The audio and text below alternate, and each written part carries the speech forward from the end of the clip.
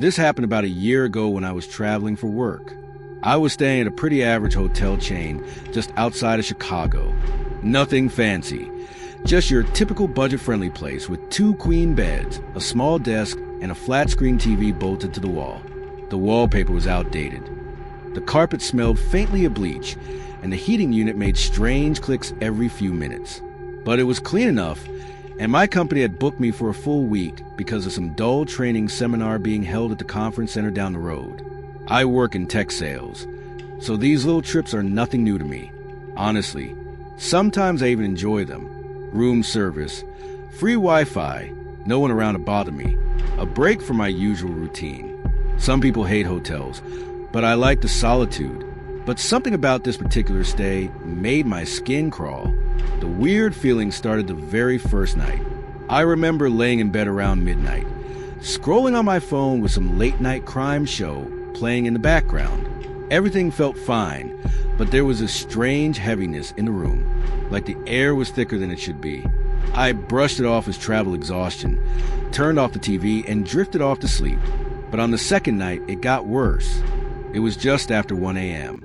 I was half awake, flipping through channels, when I heard slow, heavy footsteps out in the hallway.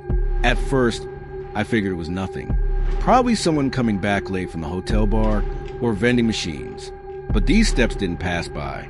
They stopped right outside my door. I muted the TV and sat up in bed, listening hard. The hallway was silent. No voices. No room doors opening or closing. Just quiet, except for the soft creaks of the floorboards from the weight of whoever or whatever was standing there. I sat frozen, my eyes on the door. After what felt like a full minute, the steps finally started again, slow, dragging, fading away down the corridor until they disappeared completely. I let out a breath I hadn't realized I was holding. I told myself it was just another guest wandering the halls. Maybe drunk, maybe lost. Nothing to worry about. But the next night, it happened again. Same time, same dragging steps, right outside my door. Only this time they didn't move away. Before I continue, if you enjoy real unsettling experiences like this one, make sure to hit the like button and subscribe. I have plenty more true scary stories you won't want to miss. I froze in bed, staring at the door across the dark room. The tiny peephole was there, but I didn't want to get up. Something about the way those footsteps stopped right at my door filled me with dread. And then I heard it, the soft rattle of the door handle. It jiggled, just once, like someone testing to see if the door was unlocked. My heart started pounding. I barely dared to breathe. Another few seconds of silence, and the handle jiggled again, slightly harder, then a soft scraping sound, like fingertips brushing the metal. I sat there, paralyzed, watching the door, waiting for the knob to turn, for the door to slowly creak open. But nothing happened. After what felt like forever, maybe 30 seconds, the handle stopped moving. The heavy footsteps shuffled again, this time slowly dragging away down the hall until they were gone. I didn't sleep the rest of the night. I stayed awake, sitting upright in bed, watching the door, straining to hear any other sounds. My mind ran wild with thoughts. Was someone trying to break in? A drunk guest? A hotel worker? Or something worse? Something not quite human? By dawn, the faint blue light of morning finally crept into the room. I dragged myself down to the lobby, pale and exhausted, and asked the front desk if anyone else was on my floor. I figured maybe someone had gotten the wrong room by mistake, but the clerk gave me a strange look. "No, sir," she said. "That whole wing is under renovation. You're the only guest on that floor right now." I felt cold all over. I pressed her, asking if any staff might have been up there working late or cleaning. She shook her head. No one was assigned that floor overnight. We locked those doors at 10. No one should have been up there. That was the last night I stayed in that hotel. I checked out 2 days early, threw my suitcase in the car, and drove the entire 4 hours home just to avoid sleeping there again. My boss wasn't thrilled about me skipping the last 2 days of training, but I didn't care. I wasn't going to risk another night with whatever or whoever that was. Before I wrap this up, if these stories are creeping you out as much as they did me, go ahead and leave a like and subscribe. I've got more terrifying rail experiences coming right up. For days afterward, I kept thinking about the way that handle jiggled. Soft, careful, like someone who didn't want to make noise. Someone who thought I might not notice. And those footsteps, they weren't the firm steps of a hotel worker. They were dragging, heavy, tired, almost limping. Part of me wondered if it was just some squatter or homeless person who had slipped into the hotel and found a way to the renovation floor. But that didn't explain the front desk claiming the doors were locked, or the fact that nobody else was registered on that floor at all. But another part of me, deep down, thinks it was something worse. Something that wasn't meant to be seen. I thought about the rumors I'd heard when I checked the place online later. Reviews mentioning strange noises at night. A fire 10 years ago that burned part of the top floor. Someone had apparently died there, alone, in one of the unfinished rooms, before the renovation started. Could that be what I heard? Some restless spirit still pacing the empty halls? Or was it just a creep with a master key, hoping to find an unlocked door? I don't know, but I do know I'll never stay there or anywhere like it again. If you're ever traveling alone, check the floor plan, ask about renovations, make sure you're not the only one in your wing, and double check that deadbolt. And if you ever hear slow, dragging footsteps stop outside your door in the dead of night, stay quiet, don't move, and pray they walk away. If you made it this far, and these true stories give you chills like they gave me, make sure to hit that like button and subscribe. You won't want to miss the next real scary story I've got lined up. Stay safe out there.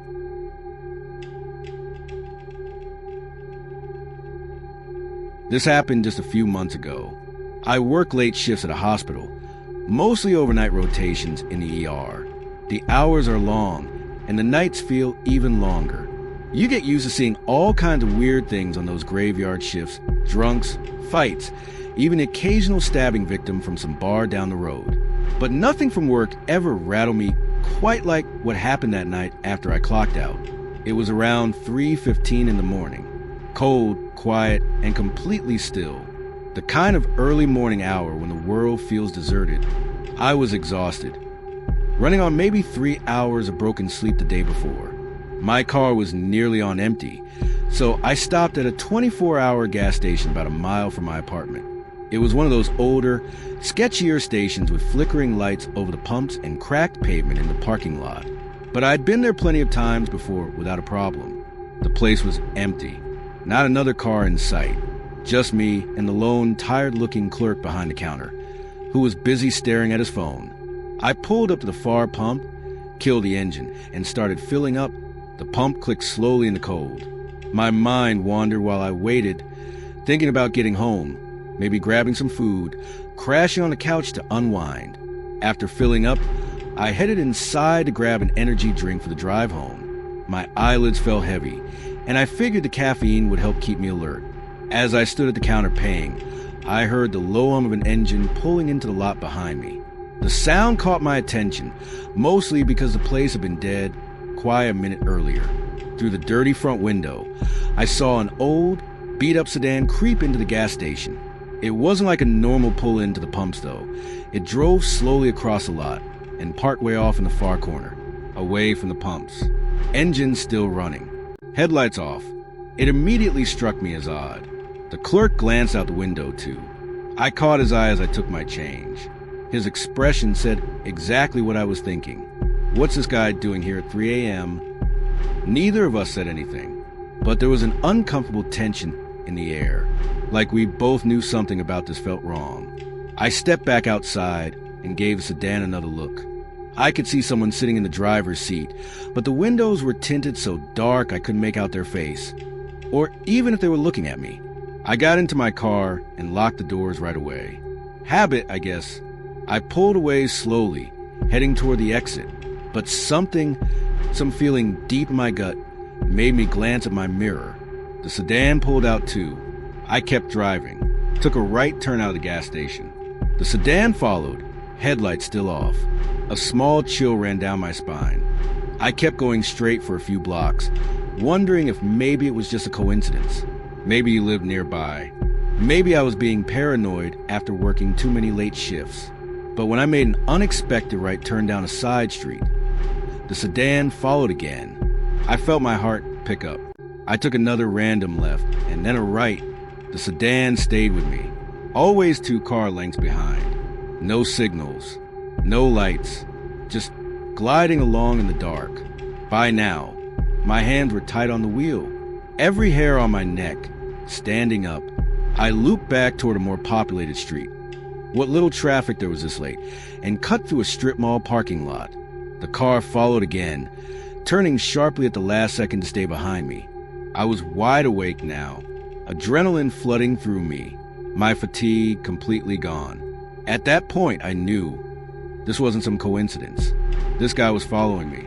Before I continue, if you like hearing true stories like this one, real and unsettling, make sure to hit that subscribe button and ring the bell so you never miss the next upload. You want to stay prepared. You never know when something like this could happen to you.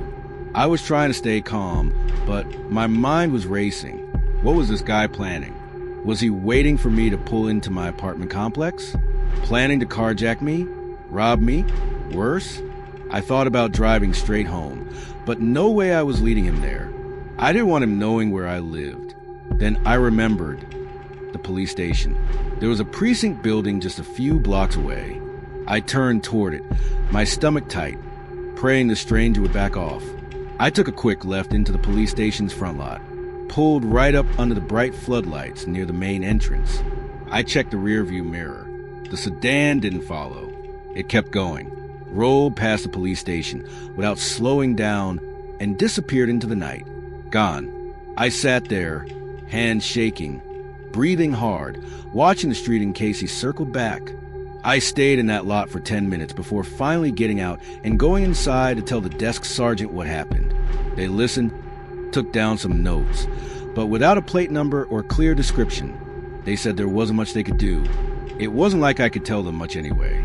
Old sedan, maybe dark blue or gray, tinted windows, no headlights, no visible driver, like a ghost car trailing me through empty streets.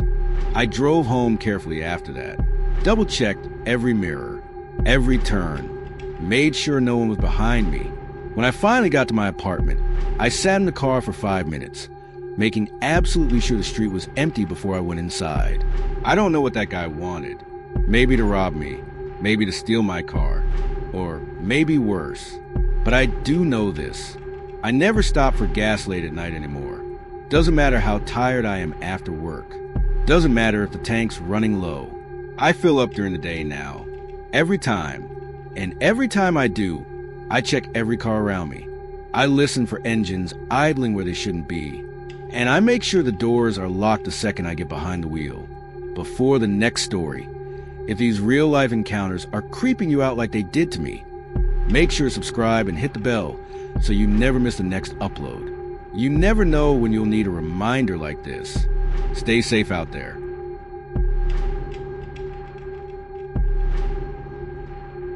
This is, without a doubt, the most terrifying thing that's ever happened to me.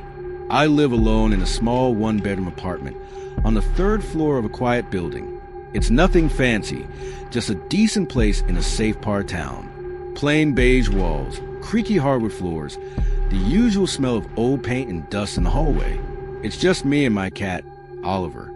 I work late hours in an office across the city, so most nights I don't even get home until close to midnight. I've gotten used to the rhythm, the empty lobby when I walk in, the buzz of the elevator, the silence of the halls when I unlock my door. This night felt no different.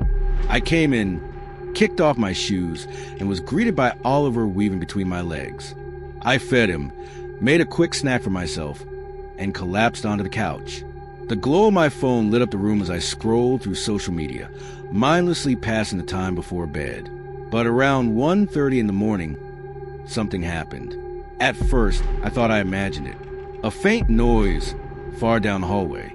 But I muted the TV and listened. Footsteps, slow, careful, moving down the hallway toward my door. Now, that in itself wasn't strange. People sometimes came and went at odd hours. Late shifts, parties, drunk neighbors fumbling their way back to their units. But these steps, they weren't the usual quick shuffle of someone getting home. They were slow, deliberate, and they stopped right outside my door. I sat frozen on the couch, staring toward the entryway. For a full minute, silence. No knocking, no movement. Just a low hum of my refrigerator and the distant traffic outside. Then came a sound that made my heart skip. Scratching, soft, deliberate, like fingernails lightly dragging down the wooden door, from top to bottom, slowly. I felt every muscle in my body tighten. My mind raced. Was it some drunk neighbor messing around? A prank? But something about the way those nails dragged, so gently, so carefully, felt wrong. Very wrong. I leaned over and muted the TV completely. The scratching stopped. That's when I saw it. A shadow under the door. Faint at first. Then, clearer. 2 dark shapes, blocking the hallway light. Shoes. Someone was standing there. Motionless. Just standing. Facing my door. Watching. Before I tell you what happened next, if you enjoy these unsettling true night stories, make sure to hit the like button and subscribe. I got more terrifying real-life experiences coming up that you won't want to miss. My phone was already in my hand, and without making a sound, I unlocked it and called the security desk downstairs. My thumb shook as I pressed the number. Security, the guard answered, voice groggy. There's someone outside my apartment. I whispered. They'd been standing there for a while, scratching my door. He sounded more awake immediately. What unit? 302. I'm coming up now. Stay on the line. The shadow under the door never moved. It just stood there. No shifting. No sounds. Not even breathing that I could hear. I sat on the couch, gripping my phone so tightly my knuckles turned white. Oliver, my cat, had darted under the coffee table, his eyes wide, his body low to the floor. He sensed it too. Something wasn't right. 30 seconds. A minute. Still the shadow stood there. Then, finally, the footsteps moved. Slowly. Away. Down the hall. I heard the faint creak of the floorboards as whoever was backed away from my door, step by step. The guard arrived seconds later. I heard his heavy boots as he jogged down the hallway, calling out, "Security!" He knocked on my door softly. "It's me. You can open up." I pulled the door open just enough to peek out. He stood there, looking serious, flashlight in hand. "Weird thing is, no one's on this floor," he said. He checked every unit, every hallway, even the stairwell and the elevator. Nothing. No one. And here's the part that chills me the most. He told me that all the entry doors, the front entrance, the back door near the dumpsters, and even the stairwells showed no recent use on the security logs. No one had come in or out of the building for almost 2 hours, except for me. The cameras? Broken. Apparently under maintenance since earlier that day. So whoever or whatever that was, they either lived in the building or they were already inside when I got home. But no one else was supposed to be on the 3rd floor that late. Most of my neighbors are older or they work normal daytime jobs. For the next week, I barely slept. I started propping a chair under the doorknob every night, just in case. I bought a door camera the very next day. I even slept with a kitchen knife on the nightstand for a while, something I'd never done before. It's been 2 months now, and I haven't seen the shadow again. But sometimes, late at night, I hear faint footsteps in the hall, pausing by my door. Before I finish the story, if these true, chilling encounters are giving you the same goosebumps they gave me, make sure to hit like, subscribe, and leave a comment telling me which part creeped you out the most. I've got plenty more real scary stories coming soon. The guard still jokes with me about that night, but I know what I saw. I know that shadow was real. Those steps, the scratching, the feeling that someone or something was right there trying to get in. And the strangest part? I never heard a door open or close after they left. No stairwell door slamming. No elevator ding. Just silence. Almost like they disappeared into the building itself. I moved the dresser in front of the door last week. It looks ridiculous, but I don't care. Call it paranoia. but I call it being prepared. And Oliver, he still won't go near the front door at night. He sits in the corner by the window, staring at the hallway for long stretches with his tail flicking, like he's waiting or watching. If you live alone, especially in an apartment building, be careful. Always check the peephole. Always lock the deadbolt. Always listen to your gut. And if you ever see a shadow under your door in the middle of the night, don't move. Don't make a sound. And whatever you do, don't open the door. If you made it this far and these true stories kept you on edge, make sure to hit that like button, subscribe, and turn on notifications. You won't want to miss what's coming next. Stay safe out there.